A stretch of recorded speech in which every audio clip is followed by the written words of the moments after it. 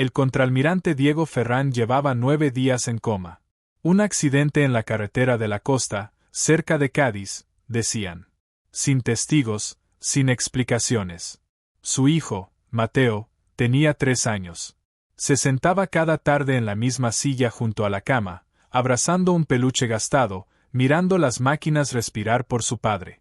No había dicho una sola palabra desde la noche del accidente hasta que conoció a Lucía.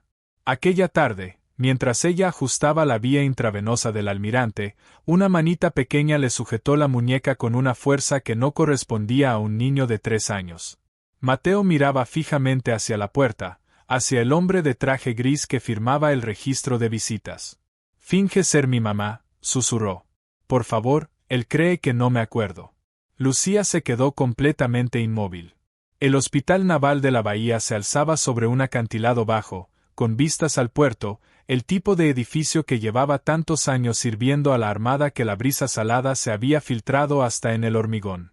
La unidad de neurocríticos ocupaba la 4ª planta, un pasillo silencioso de habitaciones acristaladas donde el sonido más fuerte era el de los respiradores y el tono suave de los monitores cumpliendo su función. Lucía llevaba 6 meses destinada allí. Era nueva, todavía en periodo de prueba, el tipo de enfermera a la que asignaban los turnos de noche y los pacientes más difíciles, los que nadie más quería. No le importaba. Había aprendido hacía tiempo a ser útil sin llamar la atención, y una unidad de neurocríticos a las 2 de la madrugada era el lugar perfecto para pasar desapercibida. Nadie en aquella planta sabía mucho de ella, más allá de su nombre y del hecho de que sus manos nunca temblaban. Prefería que fuera así. Había construido toda su vida, desde que dejó el servicio, sobre la comodidad de ser nadie en particular. La habitación 412 pertenecía al contraalmirante Diego Ferrán. Según el informe policial, el coche había atravesado el quitamiedos en una curva que todos en la zona conocían como peligrosa. Sin testigos, sin marcas de frenada. El tipo de accidente que se archiva como tragedia y se olvida. Ferrán tenía 48 años, condecorado, apreciado por todos, y según cualquier versión, un conductor prudente. Nada de eso había importado en aquella carretera. Lo que sí importaba era la sillita infantil en el asiento trasero, y el hecho de que el niño de 3 años atado a ella había salido sin un rasguño, mientras su padre no había salido en absoluto. Mateo era pequeño incluso para su edad, con el pelo rizado que nunca se dejaba peinar, y no había pronunciado palabra alguna desde la noche del accidente. Los médicos lo llamaban respuesta aguda al estrés. Normal, decían, esperable. Volvería a hablar cuando estuviera preparado. Su madre había muerto 2 años antes, de una enfermedad que se la llevó lentamente, y el almirante había criado solo a Mateo desde entonces, lo que significaba que, con el inconsciente, el niño no tenía a nadie en casa. Una amiga de la familia, Carmen, lo llevaba al hospital cada tarde y se sentaba con él. Y Mateo se sentaba en la misma silla junto a la cama de su padre, abrazando el mismo peluche, observando el respirador hacer lo que él ya no podía hacer solo.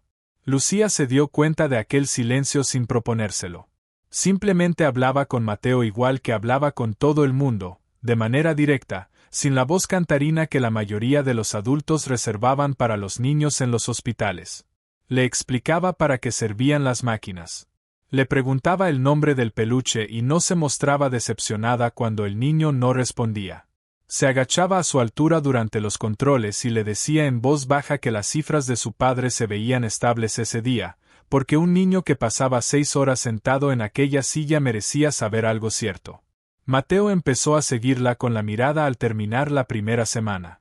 Para la segunda, ya buscaba sentarse más cerca del lado de la cama donde ella trabajaba. Nadie lo comentó. Lucía tampoco, pero lo notaba, y era cuidadosa con ello, del modo en que se es cuidadoso con algo pequeño que ha decidido confiar en uno. El cuñado del almirante visitaba cada día.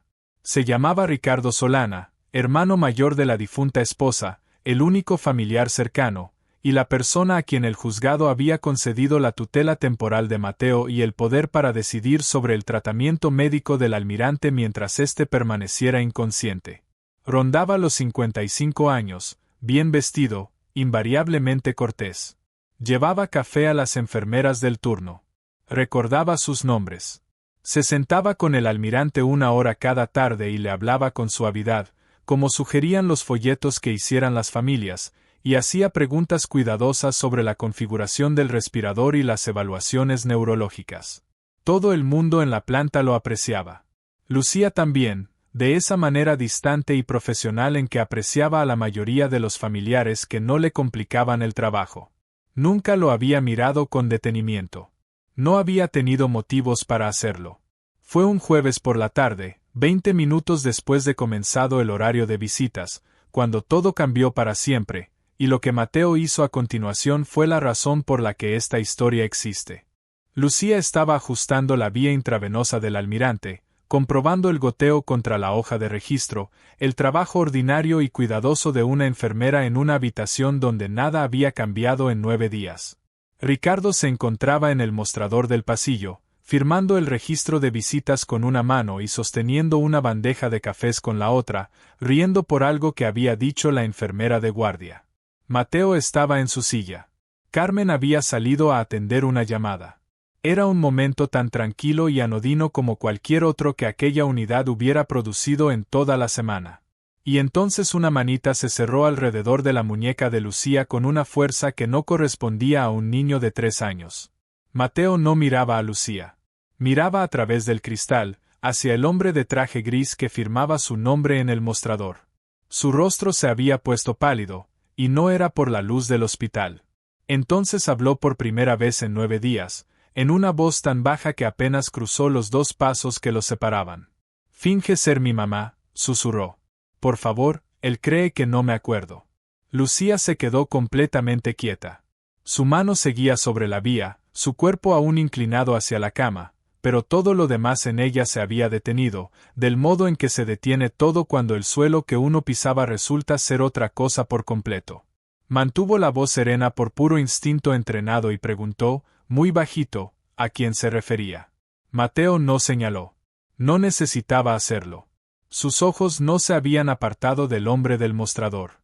Y cuando Lucía giró la cabeza para seguir su mirada, vio a Ricardo Solana enderezarse, bandeja de café en mano, y girarse hacia la habitación 412 con la misma sonrisa cálida y fácil que llevaba cada tarde, salvo que sus ojos habían buscado a Mateo antes de buscar al almirante. Y durante medio segundo, antes de que la sonrisa le llegara a los ojos, habían estado completamente vacíos. Lucía hizo lo único que se le ocurrió. Colocó su cuerpo entre la cama y el cristal, de modo que cuando Ricardo mirara dentro de la habitación, viera a una enfermera de pie junto a una niña pequeña, con una mano apoyada suavemente en su hombro, como haría una madre. Mateo se apretó contra su costado sin hacer ningún ruido. Ricardo se detuvo en el umbral. Su sonrisa no se movió, pero miró la mano de Lucía sobre el hombro de Mateo durante un instante más largo del que necesitaría un hombre que no tuviera nada que ocultar. Y Lucía comprendió en ese momento que Mateo no había dejado de hablar por conmoción. Había dejado de hablar porque la única persona a la que necesitaba contárselo era la única que no podía arriesgarse a que lo escuchara. Ricardo no se quedó mucho aquella tarde. Dejó el café del almirante en el mostrador, se sentó con su cuñado durante su hora habitual, y se marchó sin incidentes, deteniéndose solo para decirle a Carmen, de camino a la salida, que Mateo parecía cansado y que quizás debería traerlo un poco más tarde al día siguiente. Lo dijo con amabilidad, como decía todo, y a Lucía se le revolvió el estómago por razones que aún no sabía nombrar. Pasó el resto de su turno atendiendo a sus otros pacientes en piloto automático, mientras su atención volvía una y otra vez a la niña pequeña que le había apretado la muñeca y susurrado una frase que ningún niño de 3 años debería tener motivos para decir. Esperó a que el pasillo se quedara en silencio, a que Carmen saliera a comer algo, y entonces se sentó junto a Mateo en la habitación vacía, a su altura, y le pidió con dulzura que le contara qué había pasado la noche del coche. Salió despacio, en frases entrecortadas de un niño que no tenía todas las palabras que necesitaba y las buscaba una por una. El coche del tío Ricardo había estado detrás de ellos aquella noche. Mateo había visto sus faros por la luna trasera. Se había acercado y saludado, y su papá había saludado también por el retrovisor, y Mateo había saludado, aunque el tío Ricardo probablemente no podía verlo desde atrás. Entonces algo había pasado que él no tenía palabras para describir.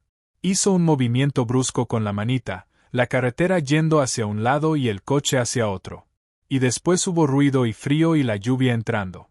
Y a través de la ventanilla rota, tumbado de lado en su sillita, había visto al tío Ricardo de pie en la carretera, bajo la lluvia, mirando el coche. Había esperado a que viniera a ayudar, porque eso es lo que hacían los adultos. Pero el tío Ricardo no vino. Se quedó allí un rato, y después volvió a su propio coche, y las luces se alejaron. Lucía escuchó todo aquello sin moverse, mientras algo frío y familiar se instalaba en su pecho al comprender la forma de lo que estaba escuchando, y en ese instante supo, con una certeza absoluta, que la historia que estaba a punto de descubrir era mucho más peligrosa de lo que jamás hubiera imaginado. Un niño no inventa un relato así. Un niño de esa edad no puede construir el detalle específico de un hombre de pie bajo la lluvia, eligiendo marcharse. No es el tipo de cosa que su mente es capaz de fabricar, porque todavía no comprende los motivos adultos que le darían sentido. Mateo no estaba confundido. Mateo no estaba en shock. Mateo había visto exactamente lo que decía haber visto, y lo había entendido con la claridad terrible de un niño que confía en sus propios ojos porque aún no ha aprendido a dudar de ellos, que el hombre que se había alejado era peligroso, y que contárselo a la persona equivocada sería peor que no contárselo a nadie. Por eso había guardado silencio durante 9 días, hasta encontrar al único adulto en aquel edificio que creía que no lo entregaría de vuelta a él. Lucía llevó lo ocurrido a la supervisora esa misma noche, con cuidado y sin acusaciones.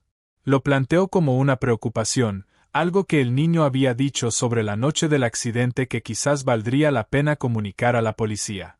La supervisora, una mujer decente y desbordada de trabajo llamada Rosario, escuchó, y luego le dio a Lucía la respuesta que en el fondo ya sabía que llegaría. El niño tenía 3 años. Había pasado por un trauma espantoso. No había hablado en más de una semana, y ahora lo primero que decía era una historia aterradora sobre el único familiar que le quedaba.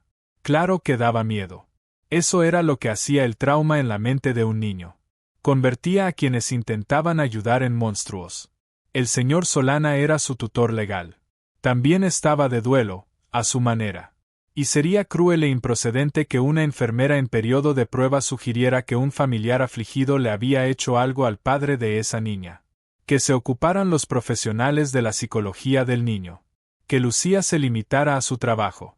Ella asintió porque no había otra cosa que hacer con su rostro en ese momento, y se marchó comprendiendo que estaba parada exactamente donde ya había estado antes, porque ya había sido esa persona antes. 3 años atrás, en un despliegue del que no hablaba, había sido la sanitaria de combate asignada a una operación conjunta, y había dado la voz de alarma sobre un traductor que creía que filtraba información al bando equivocado. Lo había comunicado por el conducto correcto, con el lenguaje adecuado, documentando cada detalle, haciendo todo correctamente.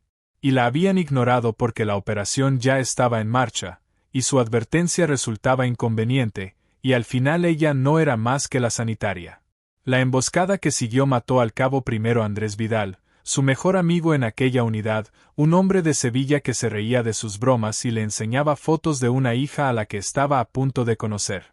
El informe posterior no habló de él. Habló de ella, de fallos de comunicación bajo presión, de una sanitaria que no había hecho llegar sus preocupaciones con suficiente claridad, una versión que cargaba sobre la única persona que lo había visto venir el peso de la muerte de Vidal. No lo había impugnado.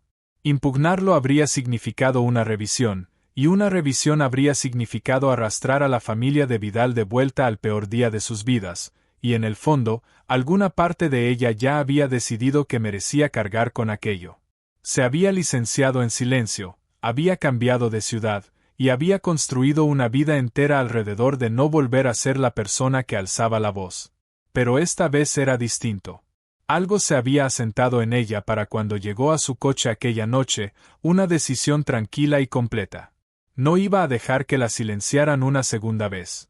No podía obligar a la policía a reabrir un caso cerrado basándose en la palabra de un niño de 3 años y una enfermera sin ninguna autoridad.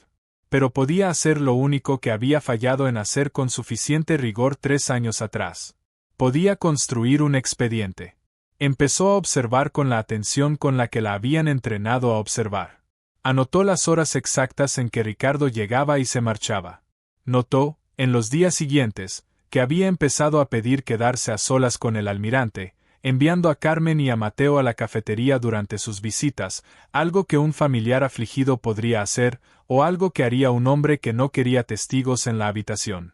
Notó pequeñas contradicciones en la historia que contaba a las enfermeras, fechas que no coincidían del todo, una versión de los hechos que cambiaba ligeramente según con quien hablara. No escribió nada en el historial oficial. Lo guardó en un cuaderno privado, con la letra cuidadosa de una mujer que sabía exactamente con qué facilidad desaparece una denuncia cuando no hay nada por escrito que la sostenga. Estaba en el mostrador de enfermería al cuarto día, comparando el registro de visitas con sus propias notas, cuando una sombra cayó sobre el mostrador, y al levantar la vista se encontró con Ricardo Solana, de pie, mucho más cerca de lo que jamás lo había oído acercarse. Le preguntó, con tono agradable, si había algún problema. Sus ojos se movieron del rostro de Lucía al registro bajo su mano, y de vuelta, y la sonrisa estaba exactamente donde siempre estaba, cálida y fácil, pero esta vez le llegaba también a los ojos. Lucía respondió que no había ningún problema, que solo estaba haciendo su ronda. Ricardo asintió despacio, y entonces, todavía sonriendo, todavía perfectamente cordial, dijo que sería una lástima, una verdadera lástima, que una enfermera en periodo de prueba tuviera problemas tan pronto en su carrera. Y Lucía comprendió que él acababa de decirle, con la voz más amable posible, que sabía exactamente lo que estaba haciendo, y que podía acabar con ella en el instante en que se convirtiera en un estorbo. La denuncia llegó 2 días después, y era un trabajo profesional. Ricardo no acusó a Lucía de nada que no pudiera defender ante una sala llena de administradores.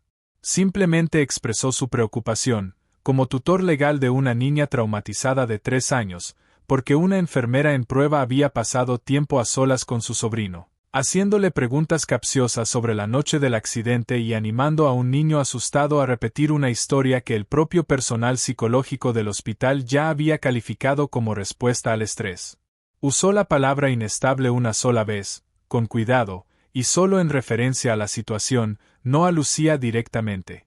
Mencionó que se planteaba si el entorno del hospital era el adecuado para Mateo.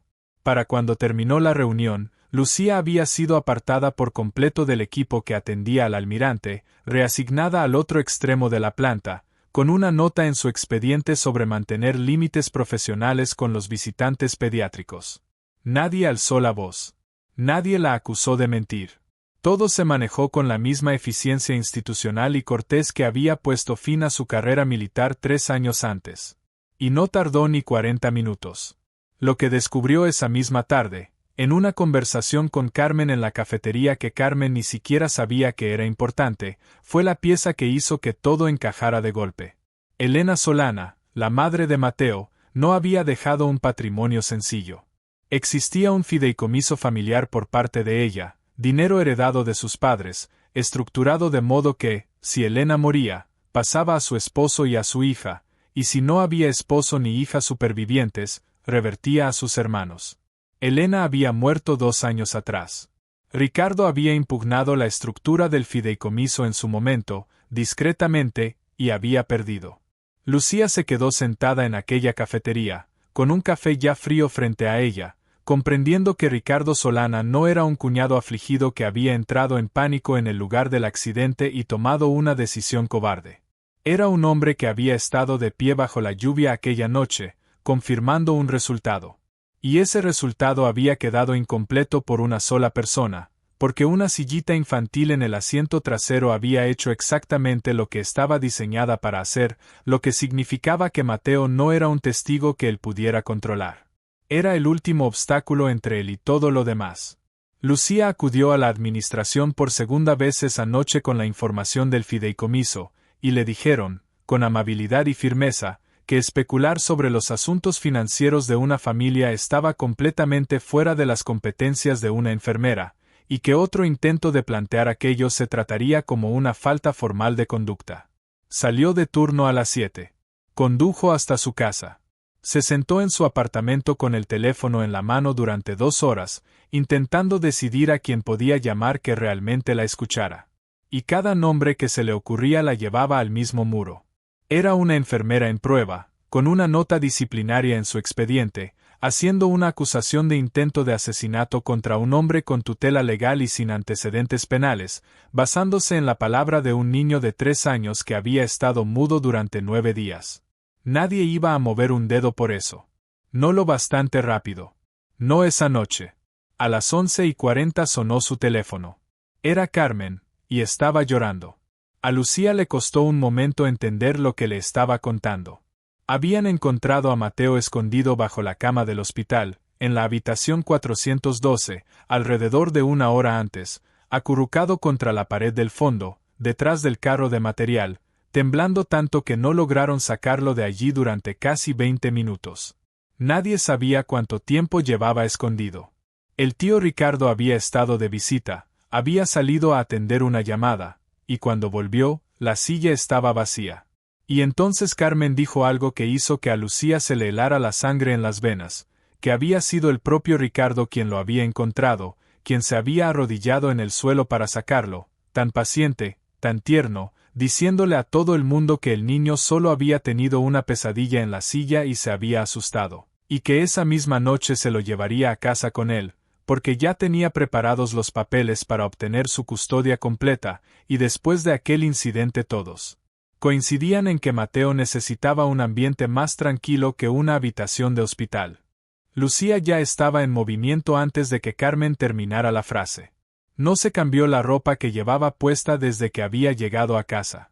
Condujo los 20 minutos de regreso al hospital a una velocidad que en cualquier otra noche le habría costado una multa, y durante todo el trayecto su mente colocaba un hecho junto a otro, negándose a apartar la mirada de lo que juntos formaban. Mateo no tenía pesadillas en aquella silla. Mateo se sentaba en aquella silla con la quietud antinatural y entrenada de un niño que ha aprendido a no llamar la atención. Un niño pequeño que se esconde bajo una cama y no puede ser calmado durante 20 minutos no es un niño asustado por un mal sueño. Es un niño que ha visto entrar algo en la habitación. No estaba de turno. No formaba parte del equipo del almirante. Tenía una nota disciplinaria en su expediente y órdenes escritas de mantenerse alejada de la habitación 412. Y aún así entró por la puerta principal a las 12 de la noche y subió las escaleras hasta la 4ª planta porque el ascensor habría tardado más. El pasillo estaba en su silencio nocturno habitual, luces atenuadas, una sola enfermera de espaldas al fondo. Lucía caminó directa hacia la 412, se detuvo frente al cristal, y todo en ella se volvió frío y absolutamente claro. Las luces dentro estaban apagadas. La puerta, casi cerrada. Ricardo Solana estaba de pie junto al lado izquierdo de la cama del almirante, de espaldas al pasillo, y en su mano derecha enguantada sostenía una jeringuilla, mientras su mano izquierda descansaba sobre el puerto de inyección de la vía intravenosa. No la había oído llegar. No tenía prisa. Mantenía la postura despreocupada de un hombre que había consultado el turno de guardia y sabía que la enfermera asignada a ese pasillo estaba 2 habitaciones más allá, que tenía derecho legal a estar en esa habitación, y que dentro de 4 horas se descubriría que un hombre en coma desde hacía 9 días había dejado de respirar silenciosamente durante la noche, como a veces ocurre. Lucía sacó el teléfono. Empezó a grabar desde la puerta antes de abrirla, la habitación, la oscuridad, el hombre, la jeringuilla, el puerto. Solo entonces empujó la puerta y dijo su nombre. Ricardo se giró despacio. No soltó la jeringuilla. No entró en pánico ni intentó explicarse. La miró de pie en el umbral, en ropa de calle, con el teléfono en la mano, una enfermera en prueba formalmente apartada de aquel paciente y con la orden expresa de no acercarse. Y algo parecido a la diversión le cruzó el rostro. Le preguntó, con calma, quién se creía que era. Lucía no le dio su nombre, ni su puesto de trabajo, ni la placa que seguía guardada en una taquilla 2 plantas más abajo. Le dio su rango, su especialidad y la designación de una unidad que casi nadie en aquel edificio había oído mencionar y que no estaban autorizados a conocer. La mujer que había sido durante 11 años antes de ponerse un uniforme de enfermera. Después le dijo que llevaba grabando desde la puerta, que el Centro de Inteligencia Naval llevaba al teléfono con ella desde el aparcamiento, y que los dos agentes que en ese momento subían por la escalera agradecerían que dejara la jeringuilla sobre la bandeja antes de llegar a la cuarta planta. Y por primera vez desde que Lucía lo conocía, Ricardo Solana dejó de sonreír. Los agentes llegaron 40 segundos después. A partir de ahí, la noche dejó de pertenecerle a Ricardo por completo. Dejó la jeringuilla sobre la bandeja cuando se lo ordenaron, porque no quedaba nada más que hacer con ella. No dijo una palabra más a nadie mientras lo escoltaban por el pasillo, ante una enfermera de guardia y dos auxiliares que observaban boquiabiertos, ni mientras precintaban la jeringuilla y el puerto de la vía como pruebas. El análisis de laboratorio confirmó al día siguiente lo que Lucía ya sospechaba: un paralizante que detiene el diafragma, indetectable en una autopsia rutinaria a menos que alguien supiera exactamente qué buscar. La investigación del accidente se reabrió en menos de 72 horas, y en cuanto alguien empezó a mirar de verdad, las pruebas llevaban semanas esperando allí: restos de pintura sobre el guardabarros trasero del almirante que jamás se habían analizado, un patrón de daños que no encajaba con la pérdida de control de un solo vehículo, y marcas de neumáticos en el arcén que pertenecían a un segundo coche que se había detenido, esperado y marchado. Mateo repitió su relato ante una especialista infantil, con las mismas palabras exactas, y coincidió con la evidencia física en cada detalle. El almirante despertó al cuarto día. Cuando finalmente le contaron lo ocurrido, no dijo nada durante casi un minuto entero. Después hizo una sola pregunta: ¿quién había encontrado a su hijo bajo la cama? Y cuando le explicaron que había sido el propio Ricardo quien lo sacó, y que la razón por la que el niño se había escondido era que lo había visto entrar en esa habitación con algo en la mano, el almirante se cubrió el rostro con la mano y permaneció así largo rato. Lo que siguió ocurrió con la rapidez con que se mueven las instituciones cuando por fin están motivadas. Rescindieron la nota disciplinaria de Lucía. El hospital le ofreció un puesto permanente, fuera del periodo de prueba, coordinando casos de trauma en la planta de neurología. Y la Armada, a través de la oficial que llevó el caso, le comunicó algo que llevaba 2 años esperándola sin que nadie se lo dijera: el informe sobre la emboscada que le había costado la vida a su amigo había sido revisado y corregido. Sus advertencias habían sido correctas. Nunca fue culpa suya. El almirante quiso verla antes de trasladarse a rehabilitación. Sentado, más delgado que en las fotografías de su expediente, con Mateo a su lado sobre la cama, abrazando el peluche. Le dijo que había pasado 9 días en un lugar que no sabía describir, y había regresado para descubrir que una mujer a la que nunca había conocido se había interpuesto entre su hijo y el hombre que ya les había arrebatado todo lo demás. Con esfuerzo visible, llevó la mano derecha hasta la frente y la saludó desde la cama, sin bajarla hasta que ella le devolvió el saludo. Mateo no entendió del todo lo que acababa de pasar entre los dos adultos. Solo entendió que Lucía estaba allí, y que ahora podía hablar, y que hablar ya no era peligroso. Así que dijo la misma frase que había susurrado 3 semanas atrás, sujetando la muñeca de una desconocida. Esta vez la dijo en voz alta, no como súplica, sino como un hecho pequeño y simple, del modo en que los niños de 3 años declaran las cosas que ya han decidido que son verdad. Ahora eres mi mamá de mentira. Y Lucía, que había pasado 3 años siendo nadie en particular para que nadie volviera a hacerle una pregunta que no quería responder, se sentó en el borde de esa cama y dijo que sí.